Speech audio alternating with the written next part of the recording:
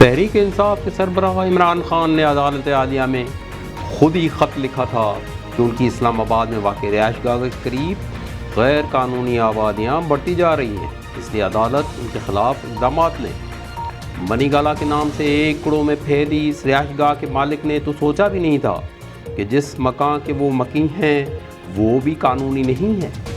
اسلام آباد development authority نے ایک رپورٹ جاری کی ہے جس میں انکشاف ہوا ہے کہ منی گالا سمیت 122 ایسی تعمیرات ہیں جو غیر قانونی ہیں۔ اب اگر عمران خان کی رہائش گاہ کو گرا دیا جاتا ہے تو پھر کیا حشر برپا ہوگا؟ وہ عمران خان جو ملک میں قانون کی باتیں کرتے ہیں، اس کا گھر بھی غیر قانونی ہے۔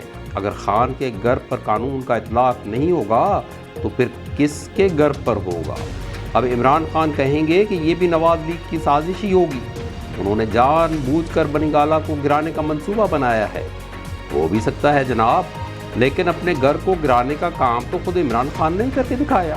انہیں کیا پڑی تھی کہ خود عدالت عالیہ میں گئے، یہ نہیں دیکھا کہ شیشے کے گھروں میں رہنے والے دوسروں کے گھروں پر پتھر مارنے سے پرہیز کرتے ہیں۔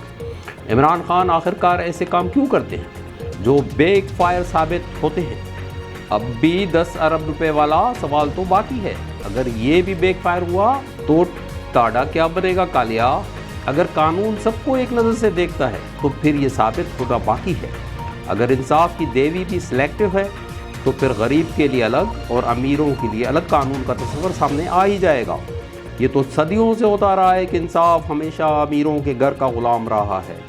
ایسے غلام سے کیا امید کی جا سکتی ہے؟ کبھی کبھی استثناء بھی ہوتی ہے۔ اس بار قانون نے اپنا الو سیدھا کر دیا تو عمران خان کی رہائش منی گالا بھی مٹی کا ڈھیر ہو جائے گی، لیکن ہم اب بھی اس بات پر قائم ہیں کہ انصاف بیچارہ کیا بیچتا ہے۔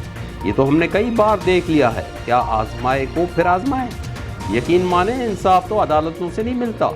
اگر ایسا ہوتا تو 1 لاکھ سے زائد مقدمات التوا میں نہ پڑے رہتے۔